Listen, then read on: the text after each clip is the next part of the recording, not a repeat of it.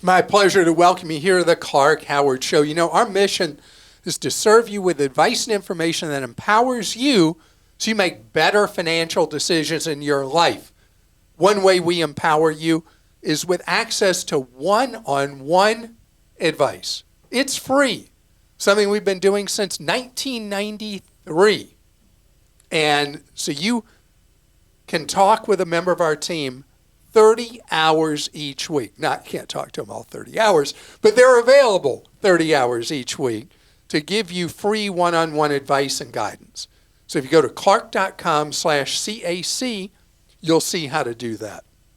And by the way, I'm getting more questions than I have since interest rates spiked from people about interest rates they're trying to earn on savings, CDs, etc. And there's a reason for it. We are in an inflection point I'm going to explain straight ahead. And also, Amazon is feeling market share heat from Temu and Shein. And I'm going to explain to you what their new initiative is that is the complete opposite of what Amazon has been about through the years. Speedy, reliable delivery. I'm going to tell you about the new Amazon initiative. It's going to start popping up on Amazon.com. So please don't throw anything at me. Maybe I should hide when I talk about this. When the June inflation report came out, it was what's called negative inflation. Costs had actually gone down from the month before. Over the last year, inflation is 3% by the official federal measure, CPI. And the inflation curve has bent. We're broken from the inflation we've had, but the bad inflationary cycle is almost certainly over. You can see it because 3 weeks ago, people who are into financial markets saw a big decline in interest rates on rich people CDs and institutional CDs. The substitute for that is called the 10-year U.S. Treasury. The rates went down on that. And that's why mortgage rates followed coming down some right after that. Because once the marketplace becomes convinced that inflation is no longer going to be ugly moving forward, it means the expectations of what they should earn on their money is lower as well. Particularly when you think about the 10-year Treasury, which is like a rich person's 10-year CD. They're willing to put money into it that they would be locking up theoretically for 10 years. And those rates are way down. So what follows and has been happening the last really 2 weeks is what banks and credit unions will pay on CDs is going to be a lot lower, and savings accounts do not trend as quickly lower, but they're coming back down. And, you know, I was like the boy who cried wolf because I predicted this much earlier this year, and it didn't come to pass then, but I was too optimistic at that point about inflation. Now, better late than never, the inflation thing has curved down, and so that's why this is a challenging time if you are a saver, what you do about your money. So there are enormous differences from one financial institution to another with what they pay on savings, what they pay on CDs. And I've beat up on the big banks enough over the last forever, like a millennium. But this is one that's obviously so stark, it's crazy what the giant monster megas pay on savings versus like what an online bank pays, what a credit union pays versus a typical bank. But the biggest deals out there remain for putting money aside longer term in CDs through the discount brokers, the big ones. Schwab, Fidelity, Vanguard can place FDIC-insured CDs at a higher rate than you can find on your own almost always. And this is a great time to maybe push out the ladder if you can afford to. What's pushing out the ladder? So, for the last many years, it made sense for you to do 5 piles in CDs, 1 year, 2 year, 3 year, 4 year, 5 year. Right now, because of the turn in inflation, it looks like it's not a false dawn. It looks like it's the real deal now. We'll see. You would want to tilt a little heavier, getting the best rate you can through one of the discount brokers on 5-year money instead of 5 equal piles. You might want to tilt a little heavier to 5 years. So you're locking in that higher rate for a good time, good long time. As far as savings accounts, you want with savings accounts to make sure you're earning the best rates generally in the marketplace. There are lots of lists out there. We do an abbreviated one at Clark.com. The most exhaustive is at Bankrate.com, but there are many others. And you want to make sure you're dealing directly with an FDIC-insured institution, as we had so many angsty questions, complaints, problems from people who cannot get their money because they put it through a fintech, a non-bank that said, many non-banks, that said they were placing the money in a bank with FDIC insurance, but the money never got there, and the money's missing from so many of these. That's why you want your relationship to be through a big discount broker, as an example, going into CDs, or directly with a typically online bank that will be FDIC insured, not through some app that says, yeah, we're going to do this, that, and the other for you, and we're going to put your money over with an FDIC insured institution. I never, ever pictured that was going to be a risk. It sure has turned out to be one. Christa? Oh, one other thing I forgot to mention. What? This bears repeating for the 25th time. Do not allow your CDs to roll over at maturity into a new CD issued by your financial institution, because they will cheat you. This isn't a possible cheat you. They will cheat you. It's in Banking 101. Let's see. How can we steal customer money? Way number 12. Or is it number 3? What number is it on the list? I don't remember. But what they do is you buy a CD because they're advertising they got this great rate on a CD. And then when the CD renews, they might pay you 100th of that percent interest, or 1/10 of that, or 20th of that if you just let it auto-renewal. You never do an auto-renew on a CD ever. Actually, that's a never, never, not ever rule. And if you want to send this to a friend, you can also, you could send this podcast to a friend, but we do have a great article on Clark.com on CDs and what to do when they expire. Before they expire, sorry. Kenneth in Florida says, I got a flat tire in a rental car. The rental agency told me to put on the spare and take it to the nearest location, like rental car location, and change out cars. My credit card provided primary coverage, so I will not be out any money, but the charge was $230.23.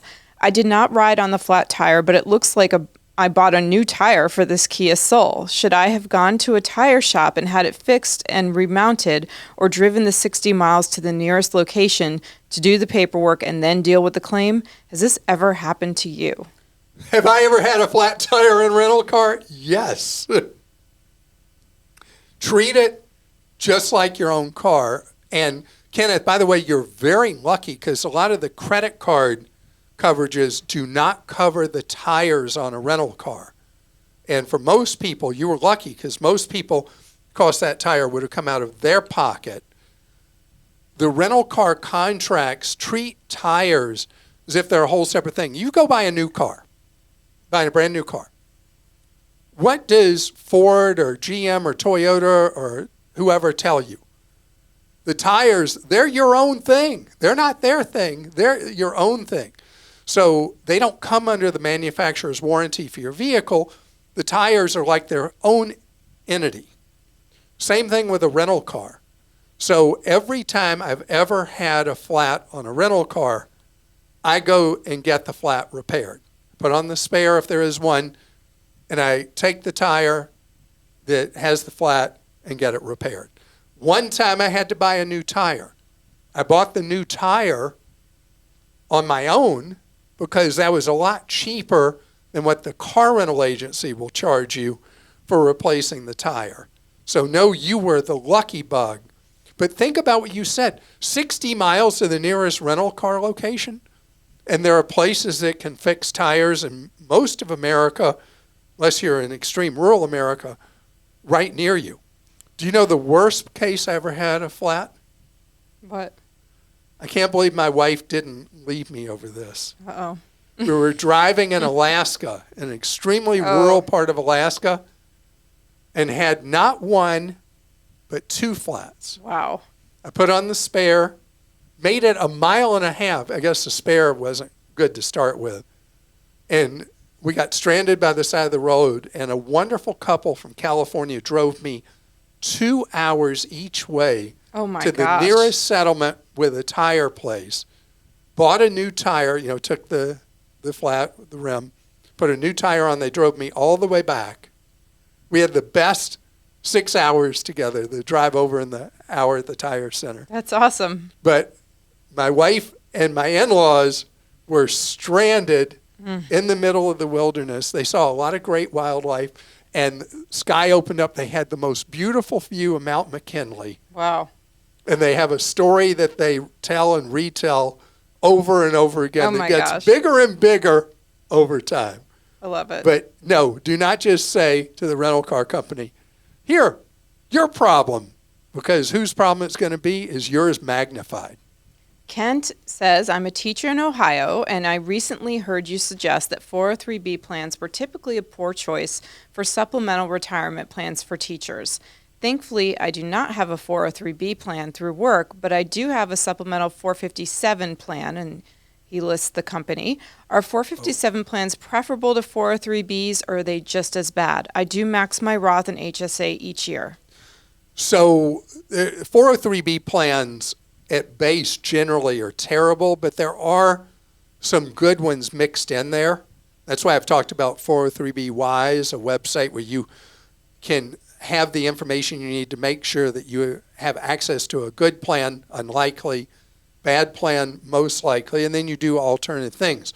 457s are a little bit more like their distant cousin 401ks, that you've got a lot of good ones. In the case you have an administrator for it, Christa just showed me the name of, that is one that is not horrendous but not great, kind of in between. So I'm going to ask you, Kent, to do more work. I want you to dig in and find out what you're paying in administrative costs on that 457 and what you're paying in costs for the funds you're in. And if you add those together and they're more than 0.5%, then that is not a low-cost plan available on the 457. Now, you may have some lower-cost investment choices in it than what you're in right now. I don't know how old you are, but if you're younger, you would want that 457 maybe to be in a total stock market index fund where you own just little pieces of typically maybe 3,000 or so different stocks. You just own capitalism in the United States, publicly traded capitalism. And that may get those costs down. But if you find that your 457, which it could be, is somewhere between 1% and 2% in administrative costs, it's not the greatest choice for you to be in. You'd almost be better off at that point maxing out your Roth, maxing out your HSA. If you want to do more, doing simple index funds inside an investment account with Vanguard, Fidelity, or Schwab. Gary in Florida says, how does one balance enjoying our retirement funds versus needing the money? Nobody knows when they're going to die, but assuming retirement at 65, you have maybe 7 years before age makes it hard to travel. The CDC says the average male life expectancy is at 75, 80 for women, Enjoying the money for travel, entertainment, experiences. Needing the money is assisted living or nursing home care, which will eat away your hard-earned fortune in a heartbeat. Factor in Medicaid in the 2K asset limit with 5-year look back, and having a lot of money is really a bad thing at that point in your life. My dad's assisted living self-pay cost $7,000 per month 10 years ago. His nursing home was $9K until we got him set with Medicaid. Gotta carpe those diems while we can, right? I can't imagine the regret I'd feel having saved and not used my money to enjoy my life when I've reached the point where life is not enjoyable anymore relatively. Why not front load fun spending in early retirement and minimize spending with a simple life in the later years? So, Gary, the question comes, if you become destitute and you outrun the averages and you live a lot longer, where's the money going to come from for you to live? And let's say you don't need assisted living, but you're a little broken down and you can't get out and work to bring in enough money to put food on the table and pay for rent and things like that. I mean, you're drawing a very stark picture here, so I'm drawing a stark one in response. So in your situation, there's a product that is perfect for what you're talking about, and it's called a longevity annuity. Yes, I cussed here. I used the word annuity. But a longevity annuity is very unusual because a longevity annuity is one that what it does is you start it typically at age 80. So you can live your life from now till age 80 without needing to worry about having one penny left when you would hit age 80. None. Because at 80, remember your actuarial experience, particularly guys, we're mostly gone by then. But what if you outkick that? The longevity annuity is relatively cheap for what you get because you buy it now, and then at age 80, it provides a solid income for the rest of your life. So you can spend every penny you got just as long as you make it to age 80. And to me, that would be the compromise simply because we don't know how long we'll live. Because 75 and 80, like you talked about for men and women, that's a guess based on historical stats. But think how many people make it to 100 now or 90 or whatever. How are you going to pay for that? That's where the longevity annuity enters the picture. Coming straight ahead, and you just buy that now, and then you have all the rest of your money to spend as you wish.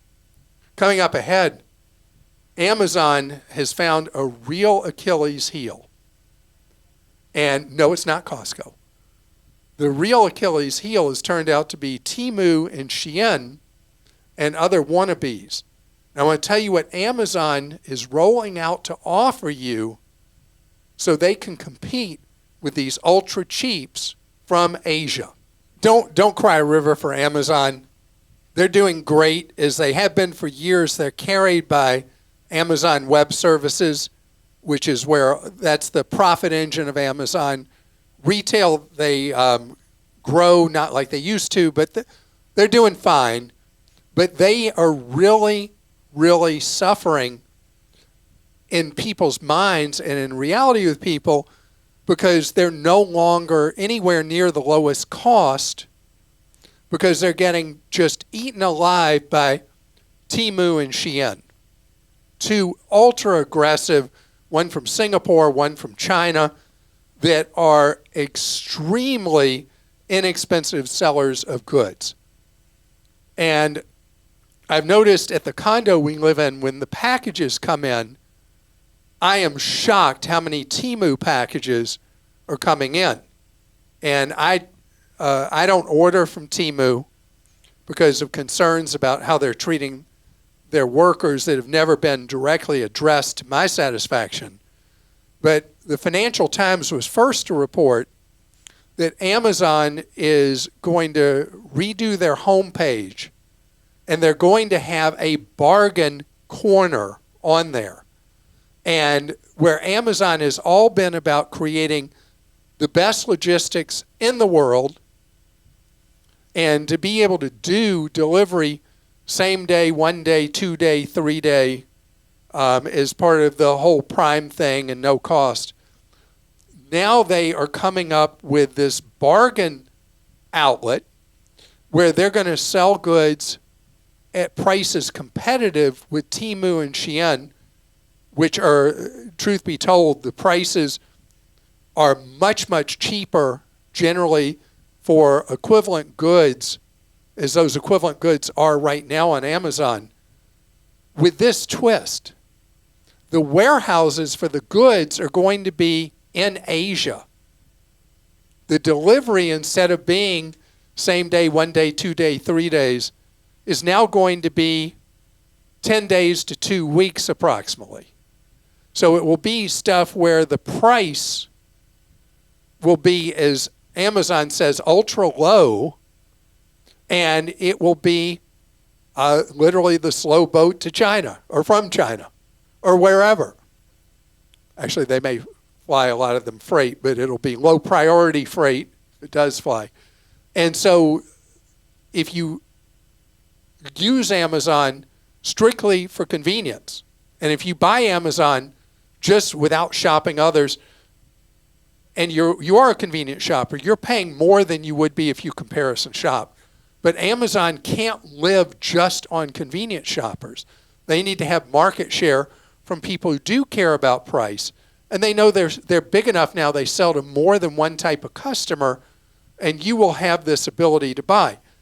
What Amazon is going to do to ensure that the goods you're getting that are going to ship from Asia instead of from Amazon warehouses in the United States, what they're going to do to ensure that there isn't slave labor, child labor, or unsafe working conditions in factories and all that, don't know, haven't seen anything so far in any media report on what they're going to do to see that the workers that produce the goods are not in any way being exploited. But there will be these ultra cheap goods coming, and it will start off small, and then like anything else with Amazon, it will be like a wave of variety in goods that will be available.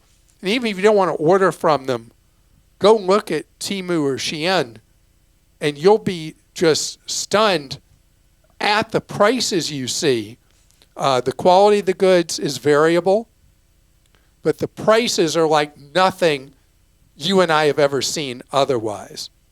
I think about, Christa, when we were on staff trip to China in 2009, and I want you to share how much Mandarin or Shanghaiese you speak. 0.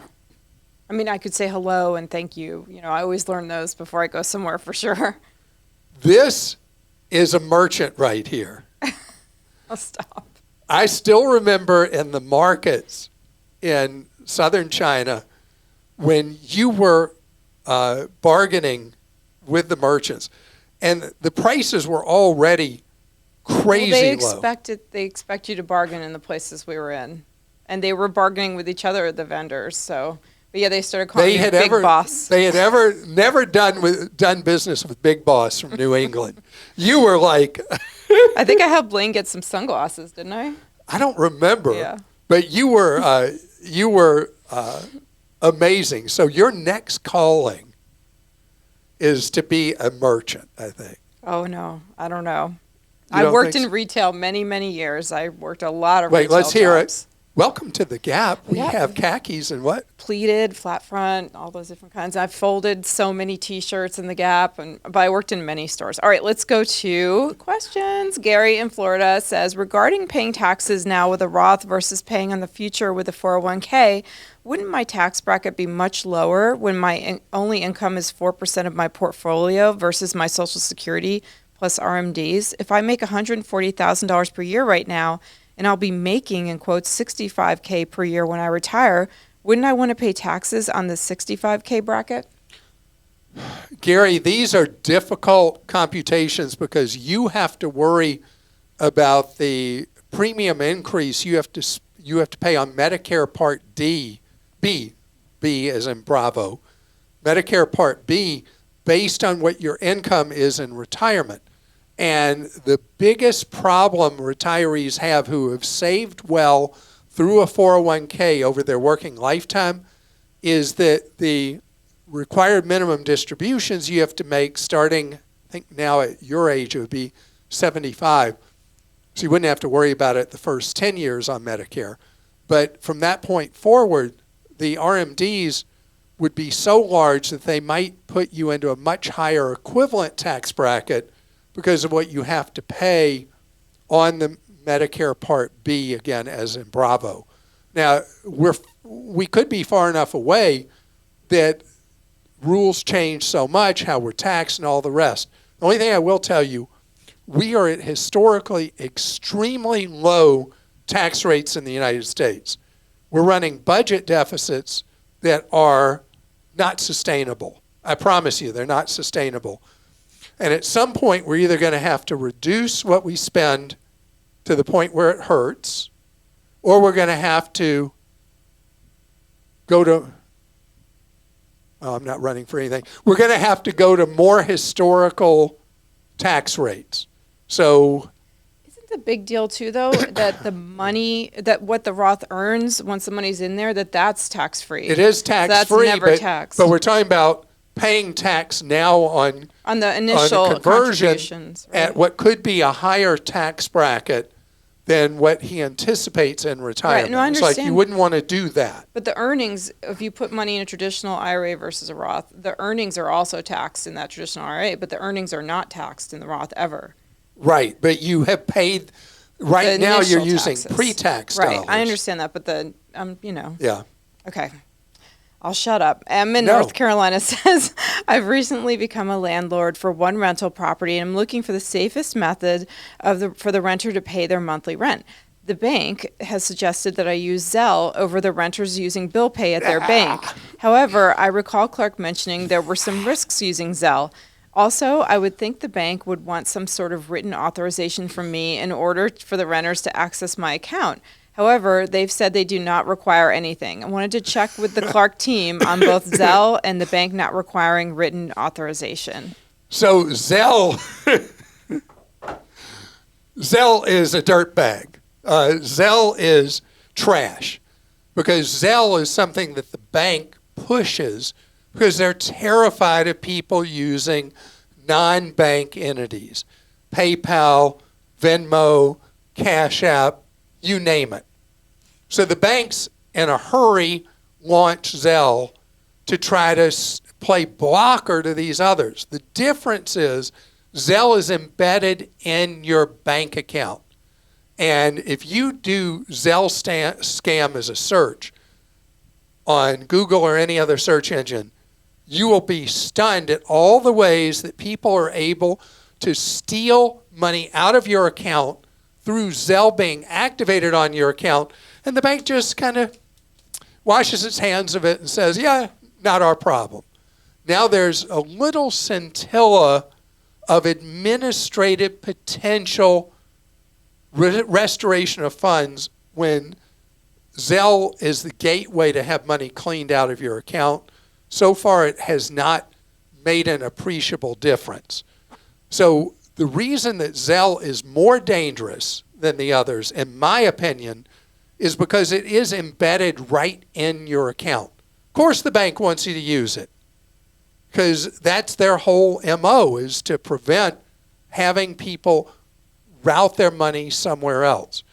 None of these are necessarily the safest things. The real risk to this, though, as a landlord, is not to you, it's to your tenant. But for the tenant, they know who you are. They pay rent that way.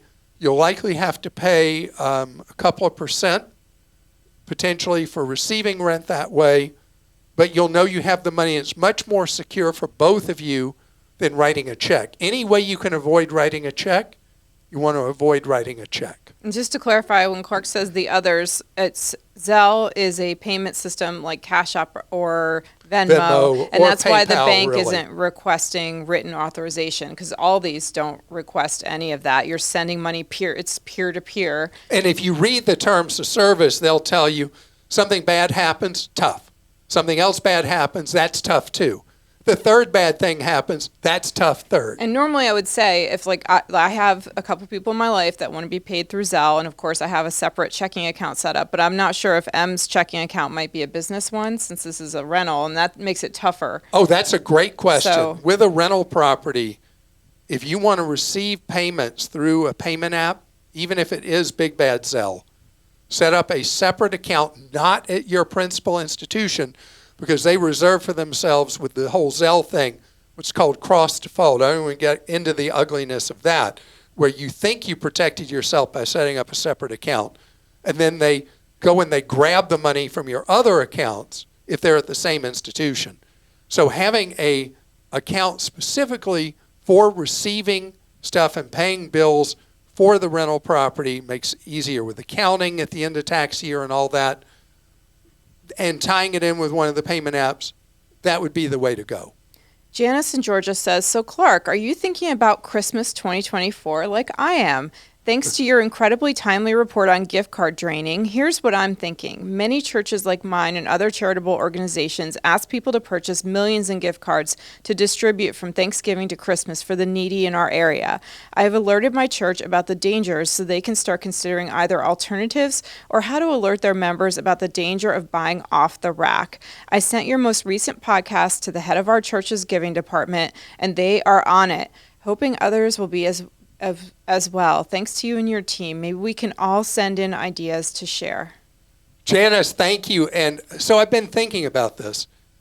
There's so much profit in gift cards for retailers, restaurants, whoever sells them, that I am stunned that with the reputational harm that gift cards are suffering because of the lack of security, that the industry has not come up with better protections. And this is a solution that needs to be developed because the capitalists benefit so much. You know, gift cards are intensely profitable because of what's known as breakage. Breakage is when gift cards are never redeemed. Well, one of the reasons that your interests and the retailer and restaurant's interests are perfectly aligned is that criminals drain those cards. They use them right away. So the retailers and restaurants are suffering reputational harm. You're losing money, and they're not benefiting from breakage. The gift cards end up in a drawer never redeemed. Everybody's interests are aligned with people loving giving gift cards. Some people love getting gift cards so there's no money on them. And the retailers make so much money on them, I'm stunned that they have not figured out a way yet to secure the gift card system. Once they do, then it'll be fine again for your church to say, yeah, please give us a gift card and we'll use it to help those in need this Christmas season. But right now, they've got to come up with better, more secure ways so that the hard-earned money of the members of the church giving it, that the money's actually there and the hard-earned money didn't end up going to a crook. And the gift card drain thing, got to be a way to fix. I don't know why no one's fixed it yet. We'll see. And there is one thing that I've been watching, and that is electronic gift cards issued directly by a retailer or restaurant where there's no physical card. Are those safer? That's the allegation in the industry. Time will tell. And as for today, we are out of time. I want to thank you so much for joining us and look forward to serving you tomorrow. Know what we're devoted to. It's you learning ways to save more and spend less and avoid getting ripped off. And one of the ways we do that is with our free newsletters that are available to you every day. Our open rate, meaning the percent of people who get it, find it relevant, about the highest anybody's ever heard of, which means we're giving you information that empowers you and helps you keep money or make additional money for your wallet. And so if you go to clark.com/newsletter, you'll see what we got for you. And by the way, if you get one of our newsletters and you're like, I don't like this at all, we make it just as easy to unsubscribe as we do to subscribe. The price, priceless because it's free. And see you tomorrow.